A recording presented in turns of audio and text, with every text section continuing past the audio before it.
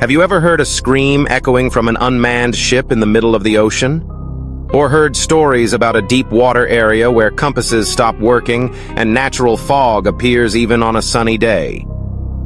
Today's story takes place in the eastern seas of the Philippines, where there is a spot fishermen uniquely call Dragon's Hole. And that is where a fishing boat vanished without a trace, except for a 5-second radio message. That thing rose up from the depths, and then absolute silence. At 4:30 a.m. on April 18, 2023, Dinagat Port, a peaceful island located east of the Mindanao Archipelago, Philippines, was still drowsy in the dim early morning light. Faint yellow lights shimmered on the glassy water where small wooden boats were docked in rows. Among them was a fishing boat named San Roque VII, about 12 meters long, its hull painted mint green with peeling patches. This boat was neither large nor modern, but it had accompanied its owner, Captain Emilio, for nearly 2 decades at sea. That morning, Emilio and his 4 crew members, Carlos, Juno, Mikel, and Rafi, all veteran fishermen on the island, were preparing to leave port. They laughed and chatted cheerfully, loading ice and bait boxes onto the deck, checking the radio and fishing nets. None of them knew this would be the last time they set foot on land. Their journey was a 2-day fishing trip around the Siargao Sea area, famous for its deep coral reefs and large fish. But the main target that day was an offshore area fishermen called by a name both mysterious and frightening: Dragon's Hole. Dragon's Hole, according to local oral tales, is an unusually deep water area not marked on official nautical charts, located about 40 nautical miles from the coast. There, the seabed suddenly drops like a black hole, from 80 meters deep straight down to over 3,000 meters. No one knows why this area exists. Elder fishermen say there was a time when this place smelled like rotten eggs. Gas bubbles rose during the day, and sometimes fish died en masse for unknown reasons. Some believe it is the breath of the ocean, a place not to be approached. Emilio knew these stories well, but he did not believe in legends. To him, the sea had only 2 types of phenomena: natural or man-made. However, deep inside, he harbored a vague unease he dared not name.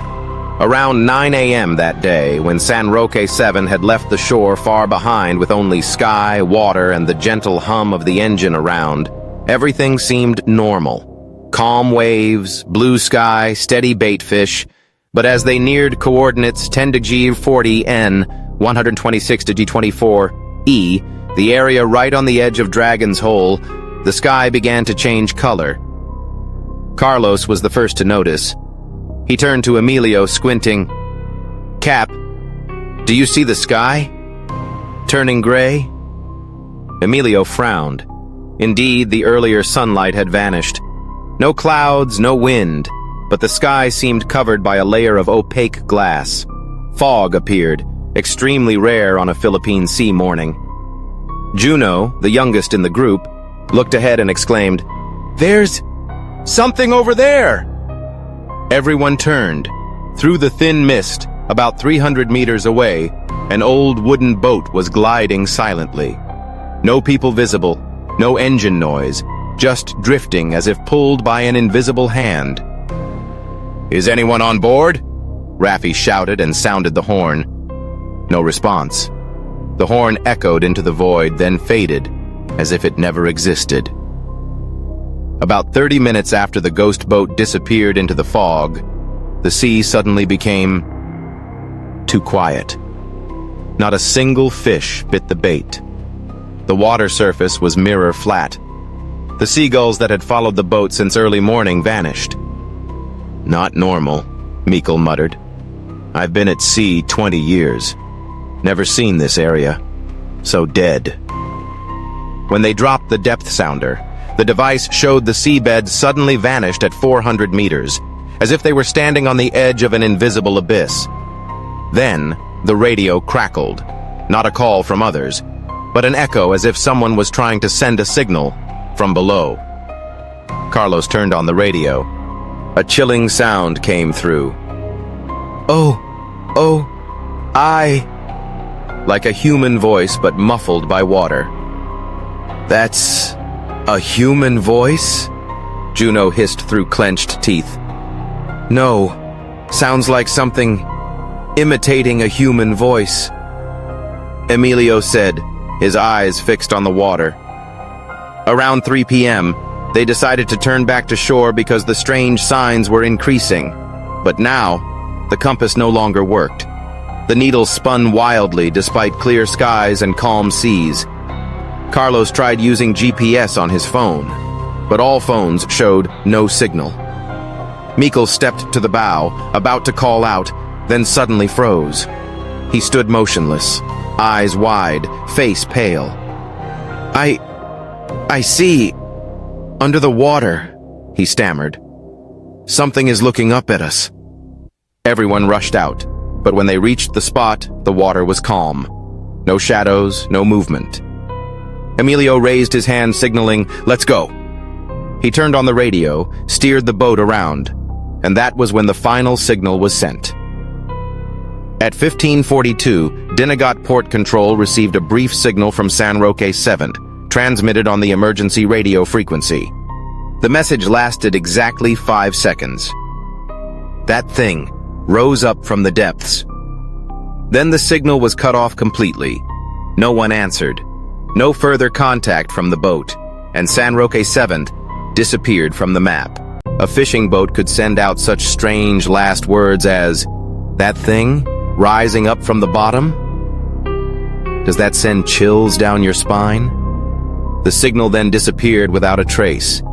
And stranger still, the sea area where the ship vanished 40 years ago also swallowed a ship in a similar way. So what exactly is hiding beneath that pitch-black water? At 3:17 a.m. on the second day after leaving Dinagat Port, the Maritime Communication Center in Surigao suddenly received a short, broken radio signal. The voice was hurried, trembling, and full of terror. It was the voice of Ernesto, the captain of the San Roque VII. "This is... Kurs... San Roque... Kurs...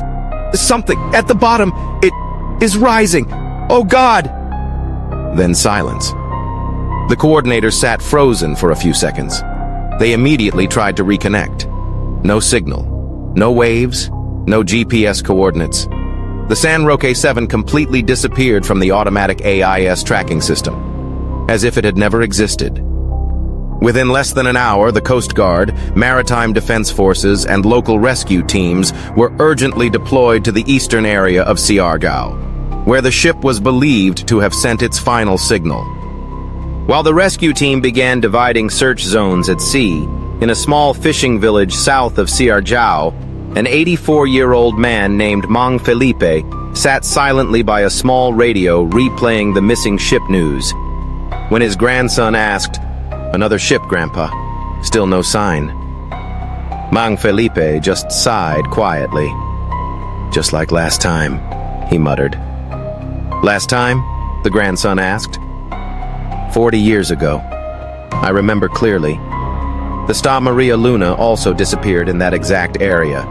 Also after sending a final signal, also mentioning a giant shadow underwater. The villagers call that area the Dragon's Hole, an unusually deep water zone not on official oceanographic maps, but passed down among fishermen as a place not to be approached until dawn. The reasons vary. Some say whirlpools, others say ghost ships. Some tell stories of flickering red lights beneath the sea surface. But for Mang Felipe, he clearly remembers one detail he never told for decades. That night, I was on the supply ship. I was the last person to hear the Sta Maria Luna's signal. They said exactly the same thing. It was watching from the bottom. On the third day, the search team, consisting of 4 rescue ships and a patrol helicopter, scoured the area around the Dragon's Hole. Unusually large waves, sudden bad weather despite forecasts of clear skies. The compass on the Defense Forces ship spun wildly whenever approaching the central area. One of the rescue ships, BRP San Agustin, reported seeing a dark shadow moving underwater, at least as long as a cargo ship. When they tried to approach, the radar signal was completely jammed for 3 minutes, and when the signal returned, nothing was there. The San Roque VII left no debris, no life buoys, no oil spills, no floating objects, only the sea, calm as if nothing had ever happened. A veteran diver, Roberto de la Rosa, who has participated in hundreds of rescue missions, shuddered as he recounted, "I've seen burnt shipwrecks, ships crashing into rocks, even smuggling ships sunk deep. But never have I seen a ship vanish completely as if something dragged it down without a trace." On the 5th day after the San Roque disappeared, an unbelievable event occurred. A commercial cargo ship from Japan, passing through the eastern waters of Siargao, suddenly received a radio signal from the exact frequency of San Roque VII. I thought someone was messing with the waves, but when I turned up the volume, I heard banging, dripping water, and a very soft whisper, "It's still here. Don't look down." The cargo ship captain, a Japanese man named Nishimoto, recalled. The signal lasted exactly 11 seconds, then silence. From the recording data, the audio analysis team discovered a chilling detail. The background frequency of the radio segment perfectly matched the broadcast band licensed to the San Roque VII, and no one else but that ship was authorized to use it. A sound engineer named Mario Loxa also detected that in the background sound there was something almost like a heartbeat. Very deep, very slow, but steady. Like the heartbeat of a giant creature sleeping at the bottom of the ocean. The family of one of the 5 fishermen on San Roque VII, a young man named Luisito, 26 years old, provided the phone he left on shore before departure. Inside was a selfie taken at dawn on the day of departure, on the ship's deck. In the photo, the faint light from the east formed thin rays. Luisito smiled broadly. Behind him were Ernesto and 2 other fishermen. But when a photo editing expert increased the contrast on the far left side, where the sea surface was misty, a giant curve could be seen rising from beneath the water, showing only its head, like a fish scale, or an eye, reflecting sunlight. 40 years ago, the disappearance of the Sta Maria Luna ended similarly. After 5 days of searching, all efforts were suspended. No evidence, no wreckage, no survivors. Now, the San Roque VII case is following the same nightmare path. Mang Felipe, hearing news of the signal's return, quietly said, "It's hungry again. I don't know what it is, but it sleeps a long time. And when it wakes, it always demands people." On the 10th day after the disappearance, at 4 a.m., the lighthouse keeper on Siargao Island reported seeing a faint light offshore, like a blinking ship light. When he looked through binoculars carefully, what he saw was not a ship, but the vague shape of a tilted hull drifting aimlessly. No flags, no people, and absolute silence. It could be San Roque VII, or it could be another ship. But when authorities arrived, it had vanished. Only a broken fishing buoy floated gently on the perfectly calm, mirror-like water. The disappearance of San Roque VII has officially been added to the list of unexplained maritime cases in the Philippines. But the people of Siargao do not call it a disappearance. They simply say it has been named. Early on the 3rd morning since San Roque VII lost signal, a Philippine cargo ship named Calista Maru reported discovering an unmanned drifting vessel about 50 nautical miles southeast of the shore. Based on the identification signals on the hull and the faded number painted on the side, there was no doubt. It was San Roque VII. News immediately spread to the mainland. The Coast Guard and search and rescue teams quickly approached the scene. A drone was launched to capture an aerial view of the ship, and the first images they received stunned everyone. The ship was completely intact. There were no signs of attack, fire, explosion, or collision. The doors were still closed. No blood, no signs of struggle, and no one on board. Not a single soul. When the rescue team stepped onto the deck of San Roque VII, a strange chill swept over them despite the tropical sunlight shining down. The deck was damp and slippery, but not from seawater. It was covered with a thin layer of mist clinging to every surface, like the breath of a living, yet still warm entity. They split into two groups. The first group entered the bridge. The second went to check the living quarters and machinery. Inside the bridge, all equipment was powered off. No electricity. But strangely, all 5 crew members' mobile phones were neatly placed on the control panel. One was still recording. The battery was at 3%, and the screen flickered continuously as if something was blocking the signal. Mate Miguel, holding the phone, trembled as he pressed play on the recording. The tape began with familiar sounds. Waves, the ship's engine, and the crew's voices laughing and discussing their course, weather, and strange signals from the seabed. Then suddenly, the sound changed. A long, piercing screech echoed, unlike any natural sound. It was neither mechanical nor animal. It sounded like metal being dragged across shattered rock, mixed with a strangled roar from a throatless entity.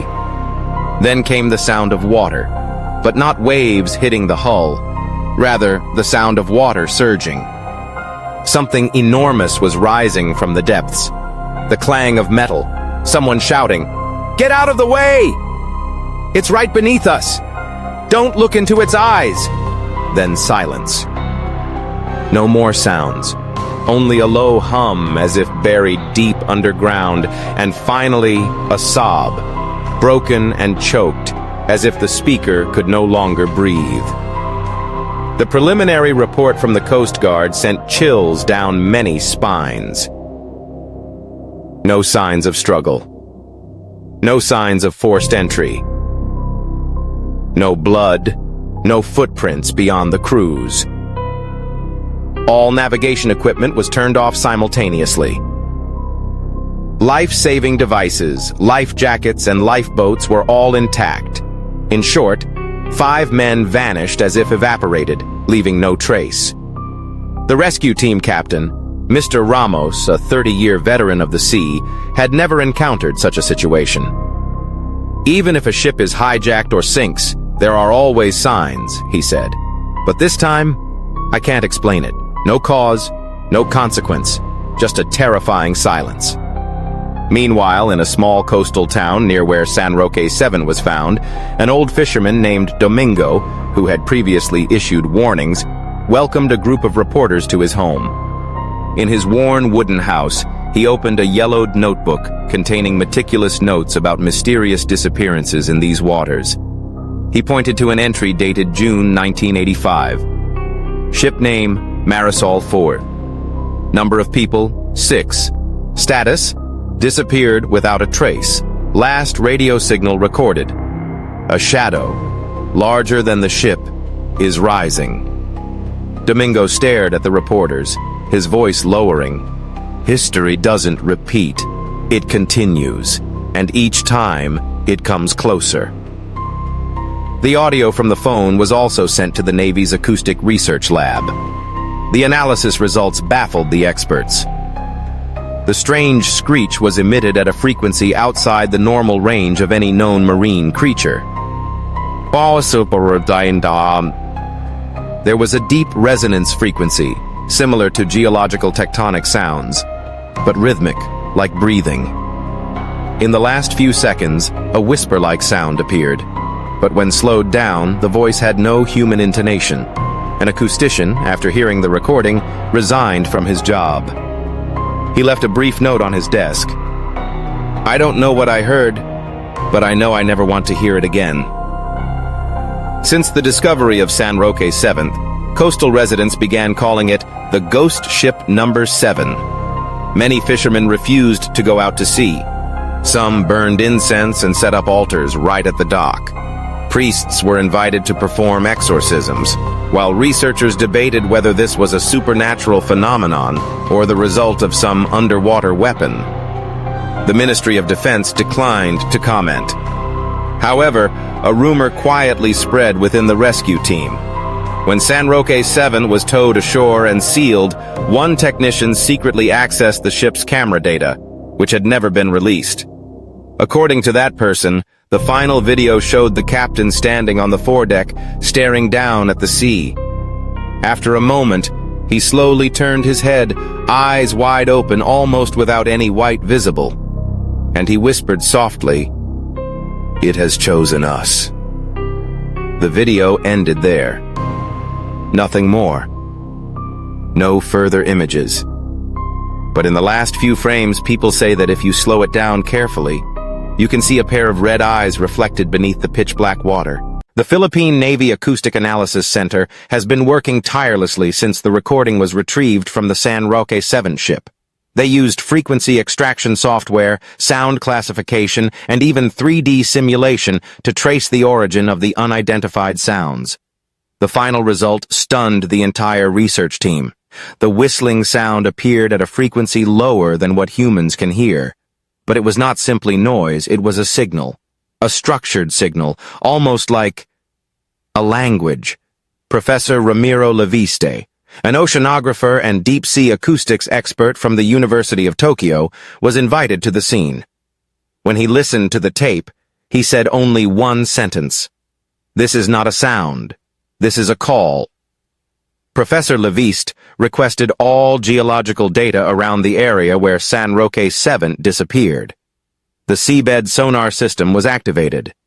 Then, an unexpected discovery. About 12 nautical miles from the ship's last known position, there was a massive geological fault extending tens of kilometers, so deep that the sonar equipment could not scan to the bottom. He called this place the Ancient Rift, a fault zone not on any official geological map and never recorded in any previous studies. Based on seismic data, Leviste proposed a bold hypothesis. We may be facing a supernatural neural core, an intersection between the strata and an intelligence not belonging to the biosphere. Not human, not animal, but something eternal, existing even before the oceans formed. His words fell into complete silence in the room.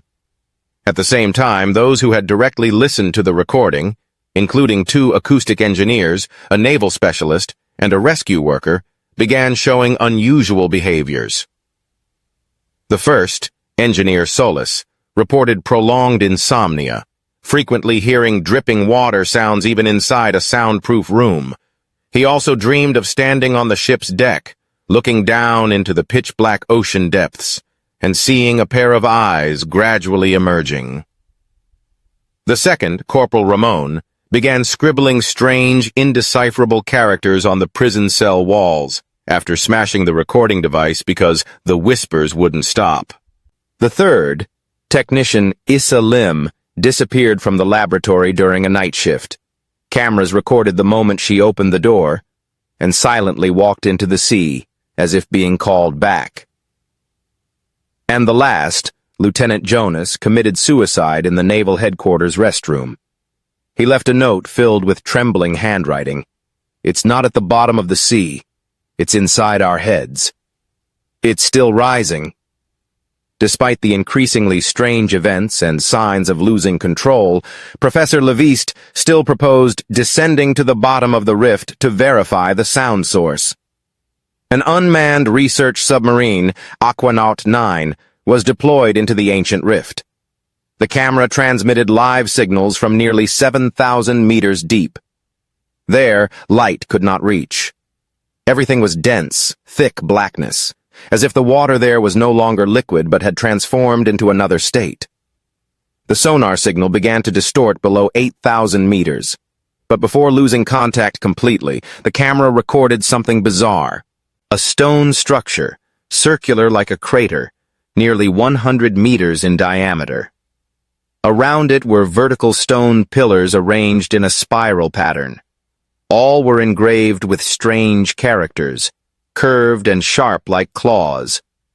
And at the center, a stone eye, wide open, staring straight at the camera.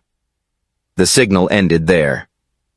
Since the Aquanaut 9 lost contact, the area has been completely sealed off. All ships are banned from approaching. However, residents of nearby fishing villages began hearing nighttime echoes, metallic knocking, whispers echoing from the sea, and howling with no origin. A boy in the village was caught sitting, drawing a maze with his nosebleed on the floor, repeatedly saying, "It knows my name. It's learning how to come up." Official government reports describe this as a complex seismic phenomenon leading to maritime disappearances, a euphemism to hide the truth. But those who have heard the recording know there is an ancient intelligence watching us from the sea floor, unbound by time or space. It does not sleep. It is only waiting for the right frequency to open the door. Professor Leviste later disappeared from the records. Rumors say he was secretly held by the government in a top-secret facility, where they are developing a system to block sounds from the ocean.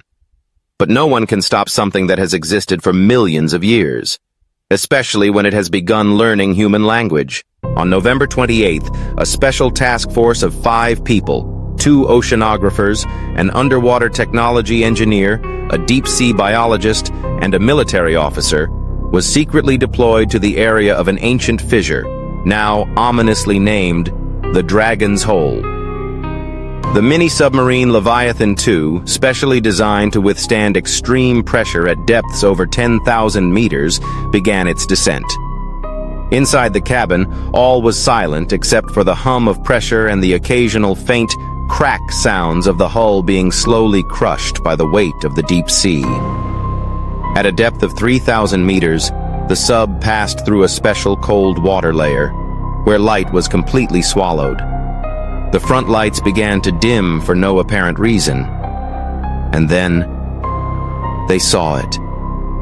Ahead was a gigantic cave mouth, unlike any natural terrain ever recorded. It was neither rock nor coral, but seemed deliberately carved, forming a perfect circular entrance over 80 meters in diameter. Surrounding it were pillar-like structures engraved with non-linguistic symbols, like fossilized ancient thoughts. And right in the center, a shape began to emerge. Under the flickering lights, the team saw a humanoid object, enormous in size, lying motionless as if asleep. Its form was not entirely human. Unusually long arms, visible bone joints, grayish-blue skin that was not decayed. A faint glow like toxic gas hovered around its head. All 5 people were speechless. Suddenly, a screeching sound like metal being dragged echoed inside the cabin, but it came from the internal radio system, which had been off since leaving the mothership. The sound gradually transformed into whispers, repeating in many different voices at an inhuman speed. The words were incomprehensible, reversed, as if calling each member of the group by name. The external camera began to shake. One camera captured the last image, the eye of that entity, suddenly opening. The light emitted from the pupil, not physical light, but an energy stream that corroded the video image, causing all subsequent footage to turn completely white, then pitch black.